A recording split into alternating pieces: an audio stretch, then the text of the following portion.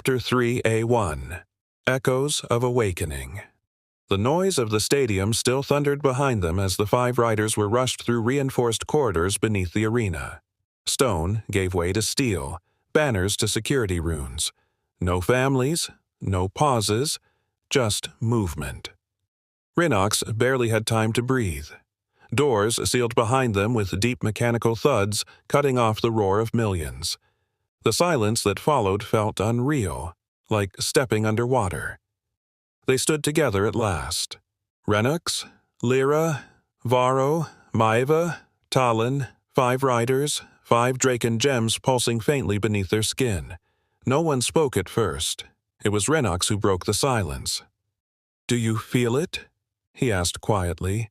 Lyra's eyes were unfocused, her jaw tight. "Yes." Maeva nodded once, slow. Like pressure, a pull. Varro crossed his arms, trying to look unimpressed, but his foot tapped against the stone floor. "I thought it was just adrenaline." Talon exhaled through his nose. "It's not." Rhinox closed his eyes. He focused. Not outward, but inward. The Draken Prime crystal beneath his ribs responded immediately, heat blooming in his chest. Not fire, not pain, awareness. It was like standing on a high peak and feeling distant thunder through the ground. 1, 2, 3. Faces flashed through his mind. Not names, just presences. Sparks igniting. When the sensation finally faded, Rhinox opened his eyes.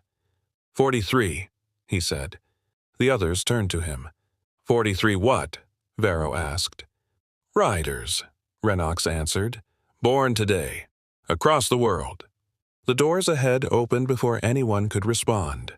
They stepped into the grand concourse, a massive chamber carved directly into the mountain's heart. The ceiling rose so high it vanished into shadow, threaded with glowing rail lines and suspended walkways. Entire neighborhoods were visible along the walls, homes carved into stone, lights glowing warm gold, layered endlessly upward. High-speed rail pods screamed past on magnetic tracks overhead. Below them, hundreds, no, thousands of newly awakened heroes moved through controlled chaos. And everywhere, screens. Massive projection walls flared to life across the concourse and the city beyond. Breaking. Riders awakening worldwide city of Caldera. 3. Confirmed Ironvale. 2 confirmed Skyfall. Metro. 1 confirmed. Faces appeared. Names. Cities. Smaller cities only had 1 or 2 Draken gems. Most couldn't afford more. But even a single awakening shook an entire region. Rhinox watched in silence as a young man from a coastal city stared at his own reflection on screen, hands trembling. Somewhere else, a girl laughed hysterically while medics tried to steady her. "This isn't stopping," Maeva whispered. "No," Rhinox said. "It's starting." Chapter 3A2 Heroes Hall. The escort arrived moments later.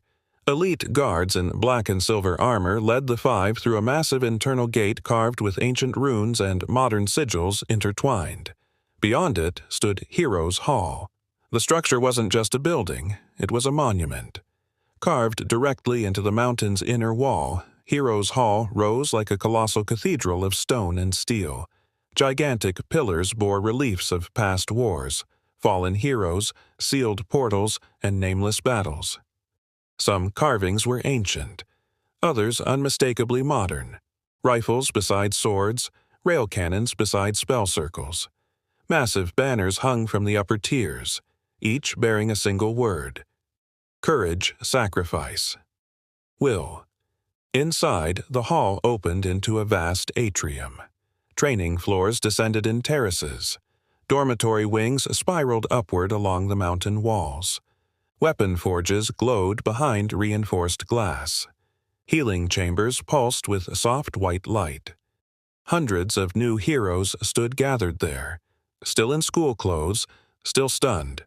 Some laughing, some pale, some already arguing with guild scouts. The 5 were guided to a raised platform overlooking them all. Commander Thalos Drake waited. City leaders stood beside him. Governors, guildmasters, military commanders, but none of them spoke first. Thalos stepped forward. "You survived the awakening," he said. "No warmth, no ceremony. That already puts you ahead of the dead." The room quieted instantly. "You will hear promises today. Glory, wealth, power. All of it is real." He paused. "So is the cost." His eyes swept the hall. "Most of you won't see your third year as heroes." A ripple went through the crowd. "Outside these walls are creatures that learn, that hunt, that remember faces. You will be wounded. You will watch friends die. Some of you will break." He leaned forward slightly. "But if you endure, if you choose this life, the honor, the authority, and the reward will be beyond anything the old world ever offered." Silence. Thalos straightened. "So, make your mark. Be remembered. Or be forgotten." He turned and walked away. No applause followed. Only resolve. Renox felt the Draken gem stir again beneath his chest, and for the first time, the weight of what he had become truly settled in. Chapter 3, C2. Stone and Silence. The doors opened inward. Not sliding, not mechanical. They were pushed, stone grinding against stone as ancient counterweights shifted deep within the mountain. The sound alone carried weight. Low, slow, deliberate, like the hall itself was deciding whether to let them in. Beyond the doors stretched the Heroes' Hall main corridor. It was vast. The passage ran straight ahead for a distance that made Renox instinctively measure it, stretching far enough that he found himself counting steps, realizing it would take well over 200 long strides before the corridor finally disappeared into shadow. The ceiling rose so high it vanished into darkness, supported by massive stone arches layered with marble inlays. Everything was stone. Everything was marble. No exposed metal, no glass, no comfort disguised as beauty. The floor beneath their boots was polished smooth by generations of footsteps, etched faintly with lines that guided movement, heroes forward, never sideways. On the left side of the corridor stood 4 massive, round pillars, each one thick enough that a dozen people could stand shoulder to shoulder around it. 4 more mirrored them on the right, perfectly aligned. Each pillar told a story. The first showed heroes standing at the walls during the earliest portal wars, swords, shields, and rifles raised together. The second depicted healers at work, hands glowing as bodies were pulled back from death. The third showed fallen heroes, their faces carved without names, only expressions. The fourth showed figures stepping beyond the walls, backs turned, never looking back. Banners hung between the pillars, long, heavy cloth bearing symbols of cities, guilds, and units long disbanded. Some were vibrant. Others were faded almost to nothing. Statues lined the corridor as well, not posed, not triumphant. Heroes mid-stride, mid-fight, mid-fall. Renox slowed without meaning to. Cale did too. Neither spoke. Straight ahead, at the far end of the corridor, a wide set of stairs rose upward, disappearing into another level of the mountain. The steps were broad, worn at the center, untouched at the edges.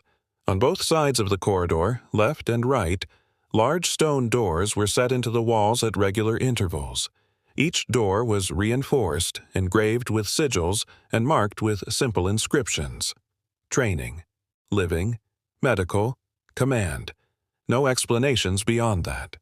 "This is only the entrance," one of the veteran heroes said quietly, breaking the silence. Heroes' Hall was built to house 50,000 heroes at once, if it ever has to.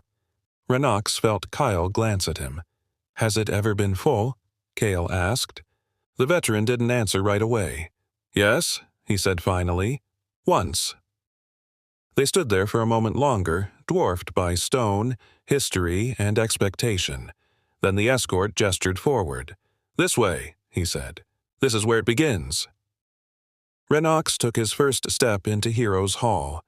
The sound of it echoed longer than it should have. Chapter 3, C3. Ascension. They moved forward together. The corridor funneled them toward the wide stone stairs at the far end, the steps rising gently at first before steepening as they climbed higher into the mountain.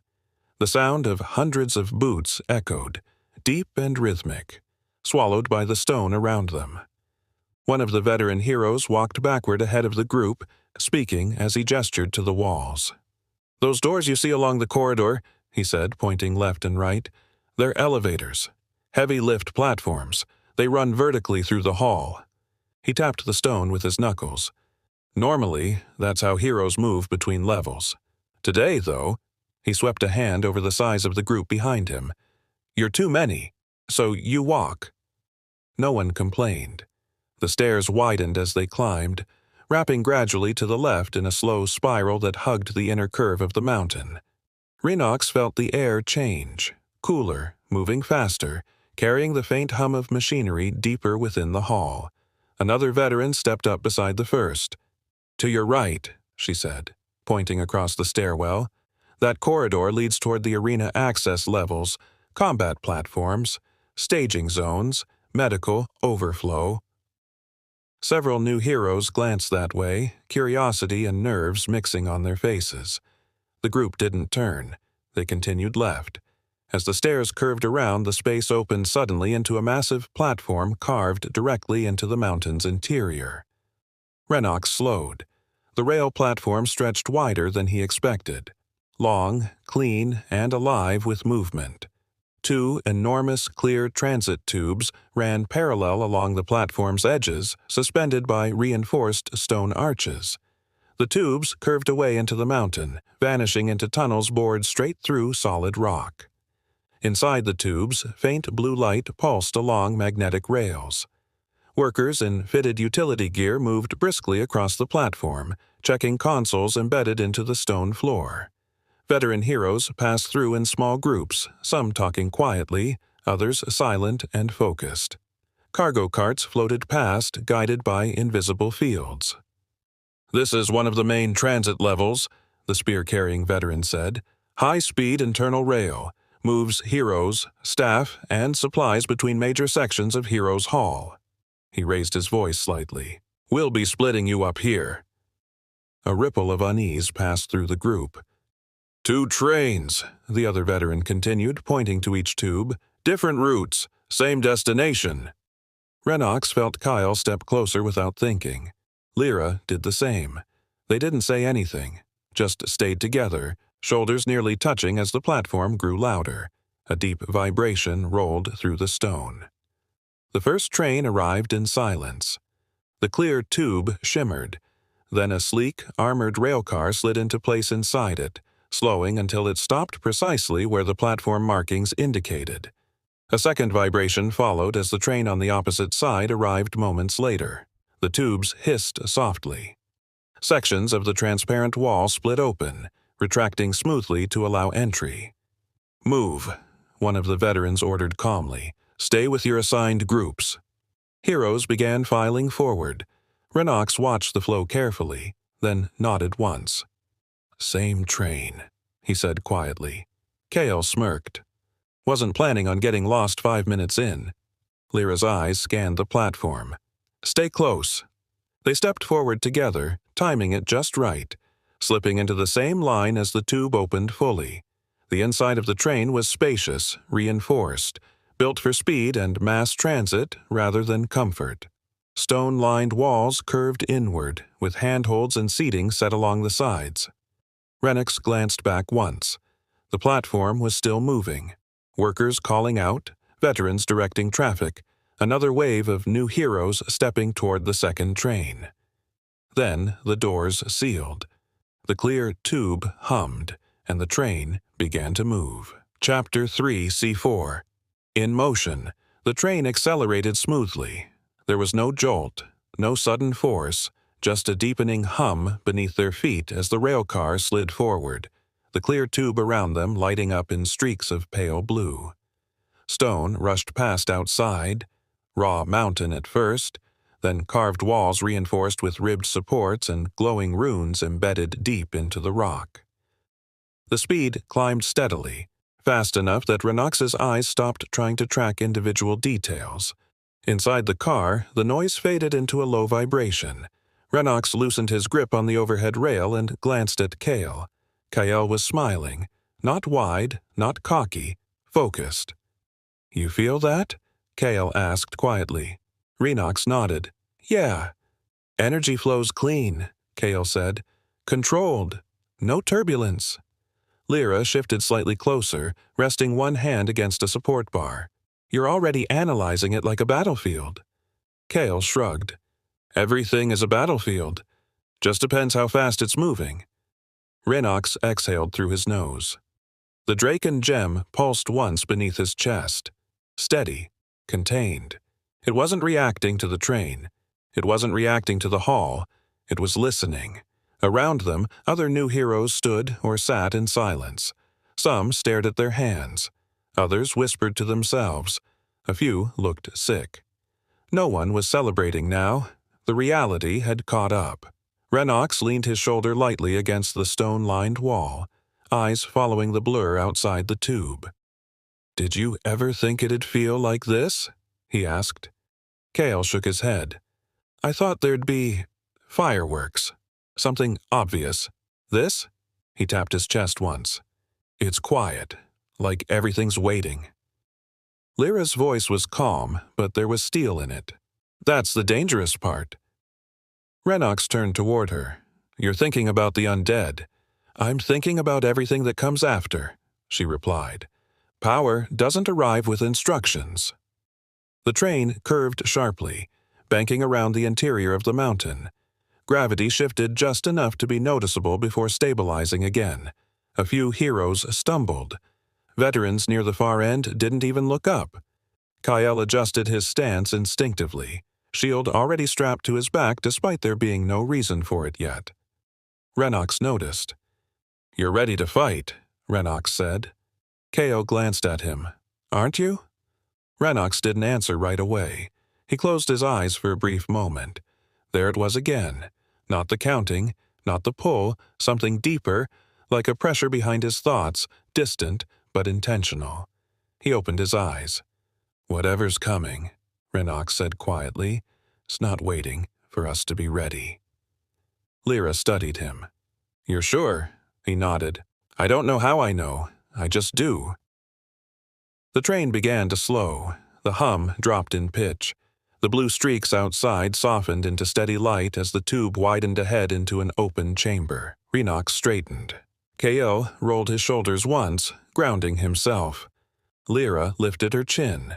The railcar slid into position with a muted thud, locking into place. The transparent wall split open. Cool air rushed in, carrying the scent of stone, oil, and something older. Something that had been carved into the mountain long before any of them were born. A veteran's voice echoed from the platform beyond. "Offload! This way!" Renox stepped forward with the others, one last glance shared between him, Kale, and Lyra. Whatever waited beyond this stop, they would face it together. Chapter 3, D1. The upper level. The platform stretched wide as the train doors fully retracted. Renox stepped off with Kale and Lyra at his side, boots meeting stone that felt different from the levels below. Older, denser, carrying the quiet weight of long use. The chamber they entered was enormous, carved higher into the mountain where the air moved more freely. This level was not ceremonial. It was functional. Thick stone walkways branched outward from the platform, each marked by recessed symbols carved directly into the walls.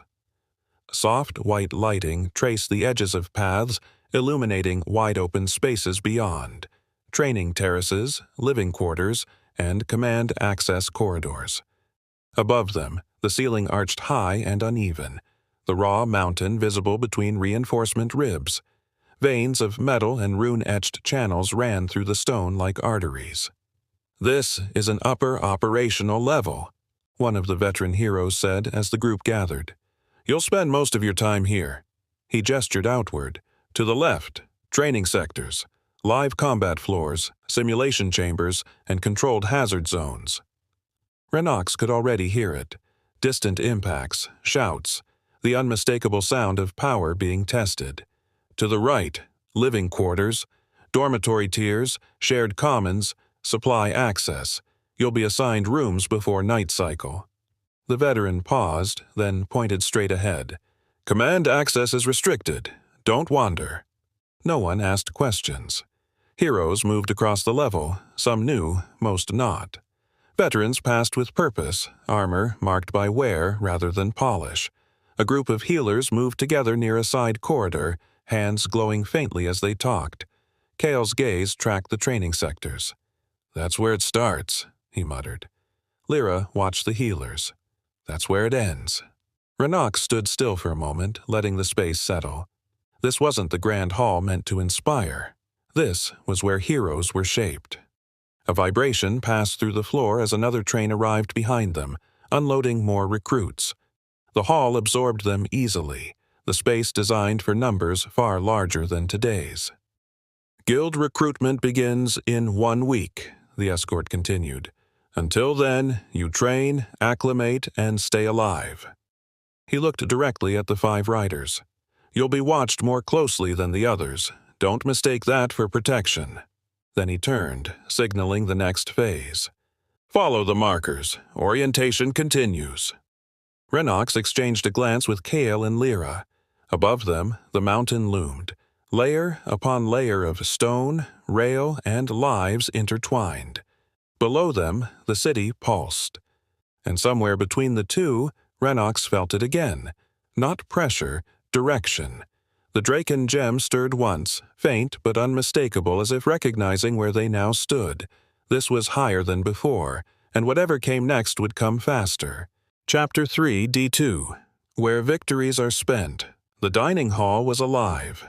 Not loud, not chaotic, but alive in the way only places built for survivors could be.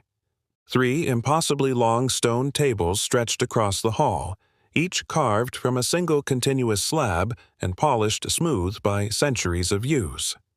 At full capacity, the hall could seat thousands of heroes at once, but tonight the space felt neither crowded nor empty. It felt used. Laughter rose in bursts from one end of the hall, followed by the muted clink of cups coming together in a quiet toast. Somewhere farther down, a group of heroes leaned close, voices low and serious, sharing a final meal before deployment at first light. Others sat back in their seats, relaxed and loose, savoring the rare calm that followed a successful mission. This is where victories go, one of the veteran escorts said quietly as they entered. They don't get statues, they get dinners. The walls told their stories regardless. Layered carvings climbed high into the stone. Heroes standing at broken gates, riders silhouetted against storms of creatures, figures pulling wounded comrades from the brink. Between the carvings, massive support beams spanned the hall from wall to wall, each etched with words cut deep into the stone. Not slogans, principles. Stand when others fall. Return so others may rest. Power without purpose is ruin. Banners hung between the beams, their colors softened by time but carefully preserved. Guild sigils, city emblems, and symbols so old their meanings had been lost to history. Heroes filled the hall in every state imaginable. Some laughed openly, boots kicked out, armor half unbuckled. Some ate quietly, hands steady but eyes distant. Others sat alone, stretching sore fingers or absently checking gear, preparing themselves for whatever tomorrow demanded. Renux slowed as he took it all in. This wasn't a mess hall. It was a pause. They were guided to the central table. Renox, Kale, and Lyra sat together, the stone cool beneath Renox's palms. The surface bore faint marks, scratches, chips, places where cups and weapons had rested for generations. As soon as they settled, small, translucent screens rose silently from the table in front of each seat. Kyle blinked once, then laughed under his breath. Oh, good. Food that isn't ration paste. Lyra scrolled through the options with calm efficiency. They even track recovery cycles. The screens displayed rows of choices: nutrient-dense meals, comfort foods, specialized diets for gem users, each marked with subtle glyphs. Renox chose something warm and simple. The screen dimmed. Less than a minute later, servers moved through the hall, quiet, practiced, clearly familiar faces to many of the heroes. Plates were set down gently. A nod here, a soft word there. A hero several seats away raised his mug. "To being alive," he said. A handful of voices echoed it back. Renox ate slowly, the tension in his chest easing with each bite. Around them, conversation flowed. Stories retold, jokes sharpened, silence shared without discomfort. Kale leaned back in his seat, chewing thoughtfully. "I always thought heroes were different." "They are," Lyra said, eyes scanning the room. She nodded toward a pair of veterans laughing over a shared memory, then to another hero sitting quietly with eyes closed and hands folded. "They just don't stop being human." Renox followed her gaze. The Draken gem rested quietly beneath his ribs, warm and steady, as if approving of the moment. For the first time since the awakening, the noise inside his head dulled to a manageable hum. He looked up at the beams overhead, at the words carved into stone, at the banners and scars and living proof all around him. This hall wasn't about glory. It was about surviving long enough to sit down again. Chapter 3, D3. Assigned levels. The dining hall emptied with practiced efficiency. Not hurried, not sentimental, just movement. Hundreds of heroes standing, stretching, gathering themselves as veteran guides signaled the next phase of orientation. Screens folded back into the stone tables. Servers cleared dishes as if this were any other night inside the heroes' hall. "This way," one of the escorts called. "Residential levels." Renox rose alongside Kale and Lyra, joining the steady flow toward the exits. The wide corridor beyond the dining hall felt quieter now, the earlier energy settling into something focused and deliberate. Boots echoed against stone. Conversations overlapped. Power hummed faintly in the air, new, untested, everywhere. The rail platform was already active. 2 clear transit tubes glowed softly as trains idled inside them, doors still sealed. Veteran heroes moved through the space with ease, some heading toward lifts, others toward training corridors. This level ran on routine. One of the escorts raised a hand. "New heroes, standard housing boards first." Most of the group continued forward without pause. "Riders," another escort added, voice steady. "Stand by." Renox felt the shift immediately. Not attention, not pressure, just direction. Kale slowed, glancing back. "Oh," he said casually. "Guess you're all getting the penthouse." Renox snorted. "You'll be 2 levels down." 5, Kale replied. "But same hall, same schedule." Lyra nodded once. "Training still shared?" Nearby, the other riders gathered without ceremony. Vero Hale stood with arms crossed, expression confident, eyes already scanning the space like it was something to conquer. Maeva Rinth was quieter, hands folded, gaze distant but alert. Talon Vorik watched the rails, posture relaxed, eyes sharp. 5 of them. No words were exchanged. None were needed. Kyle adjusted the strap of his shield as the boarding line began to move. "See you in the morning," he said. Renox nodded. "Don't sleep through first bell." Kale grinned and stepped forward as the train doors slid open. The flow of heroes moved smoothly inside, filling the car. The doors sealed, and the rail hummed to life. Across the platform, a smaller access corridor illuminated. "Riders," the escort said again. "This way." The 5 peeled off from the main flow, Boots striking a quieter stretch of stone. The corridor ended at a single vertical elevator, broad, reinforced, its doors etched with worn draconic lines that blended almost seamlessly into the mountain. No markings, no announcement, no spectacle, just function. Renox glanced once toward the trains as they began to move, carrying Kale and the other heroes toward their assigned levels. Then the elevator doors opened. "Top levels," the escort said simply. Renox stepped in first. Lyra followed. Then Varro, Maeva, and Talon. The 5 riders stood together on the platform as the doors slid shut. The elevator began to rise. Chapter 3. E1. The Heights. The elevator continued upward. The motion was smooth, almost imperceptible, but Renix felt the distance building beneath them. Not just floors, layers.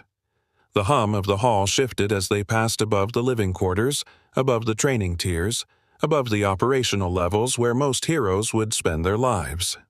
5 riders stood in silence. Lyra rested one hand lightly against the stone wall. Maeva's eyes traced the faint runes embedded in the doors.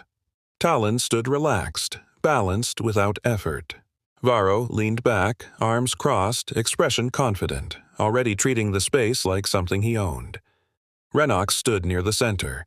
The Draken gem pulsed faintly beneath his chest, not restless, not urgent, acknowledging the ascent. The elevator slowed, then stopped. The doors parted.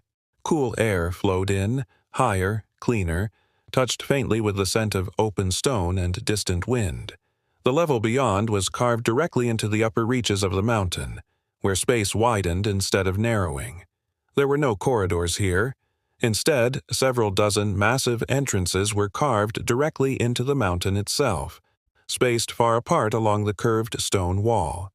Each opening was reinforced and deep-set, built to house not just a rider, but a dragon as well.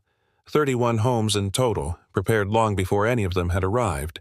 No numbers, no plaques, no markings at all. Each entrance felt claimed. Rider housing, the escort said simply. Top level, private quarters. He gestured once, then stepped aside.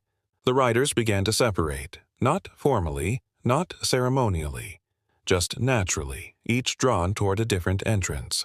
Varro went first, boots striking stone with confidence. His door responded instantly, stone shifting aside to admit him. He disappeared inside without a glance back. Maeva followed, quieter, pausing briefly as if listening before stepping through. Talon gave the others a nod and walked toward his door, posture calm, measured. Lyra met Renox's eyes once. "Tomorrow," she said. Renox nodded. "Tomorrow."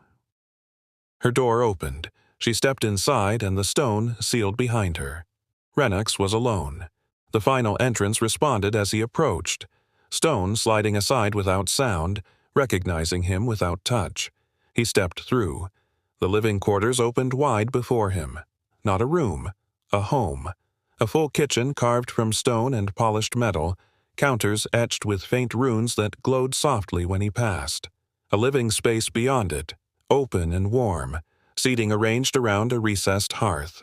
An office space carved into a natural alcove, shelves already built into the walls, a desk formed from a single slab of stone.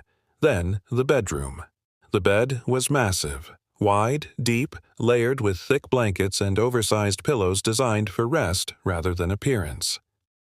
Fabric heavy enough to ground the body without weighing it down. Renox didn't stop. He kept walking. The quarters opened again. A vast cavern stretched out beyond the living space, the ceiling rising high into shadow. Hanging lights dotted the stone above at different heights, casting a warm, steady glow across the chamber. The floor was reinforced, open, scarred faintly by old use. This was a training space, large enough for combat, large enough for movement, large enough for something far bigger than a human. Across the cavern, a massive opening yawned wide. From the inside it looked open, air flowing freely, the distant sound of wind brushing stone. But Renox could see the illusion for what it was. From the outside, the opening vanished into the mountainside, perfectly masked. Seamless. Invisible. A hidden eyrie. A place built for a creature that did not yet exist, but was expected. Renox stood there for a long moment, letting the scale of it settle. Not excitement, not fear, expectation. Eventually, exhaustion claimed him. He turned back, stripped off his outer gear, and sank into the bed. The mattress yielded perfectly, the blankets heavy and warm. His body relaxed all at once. The Draken gem pulsed once beneath his chest, steady, satisfied. Renox closed his eyes. Sleep took him quickly. He was the last rider to be dropped off, and the first to truly rest. Chapter 3. E2. The call beneath the world Renox dreamed. At first there was no shape to it, only darkness and distance, as if the world itself were holding its breath.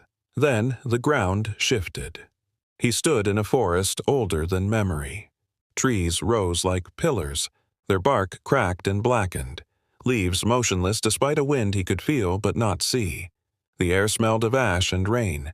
Somewhere deep beneath the roots something stirred. He turned. High above, mountains pierced the sky, jagged, snowbound, their peaks glowing faintly as if lit from within. A rumble rolled through the stone, slow and immense. Ice fractured. Entire ridgelines trembled. Something moved beneath the mountains. The world lurched again. Heat replaced cold. Renox stood at the mouth of a vast cave carved into scorched stone. Lava crawled through cracks in the earth like veins of fire. The walls were marked with clawed gouges, deep enough to swallow a man whole. The air vibrated, not with sound, but with presence. Breathing, he stepped back, and the world tore sideways. Jungle swallowed him next. Massive leaves hung heavy with mist, vines thicker than towers coiled around broken stone ruins.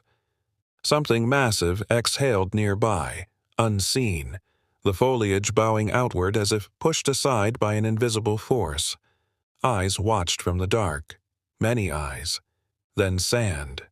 Endless desert stretched in all directions, dunes rolling like waves frozen in time.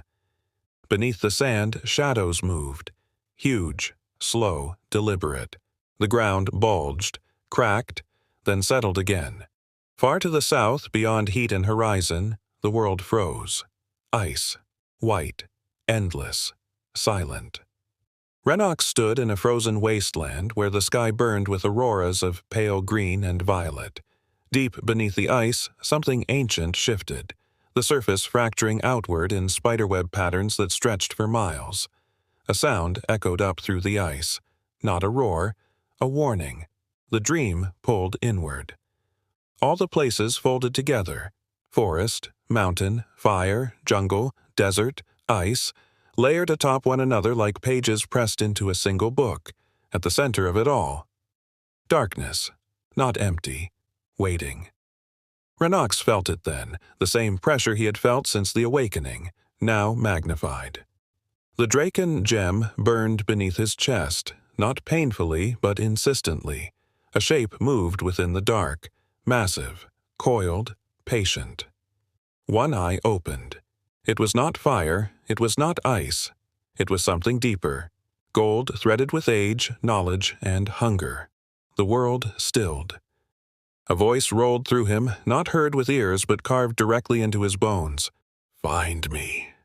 Renox gasped and woke. He sat upright in his bed, breath sharp, heart pounding. The stone walls of his chamber were still. The lights in the cavern beyond glowed softly, unchanged. The Draken gem pulsed once beneath his chest. Not urgent, certain. Somewhere in the world, something ancient had awakened, and it was calling him.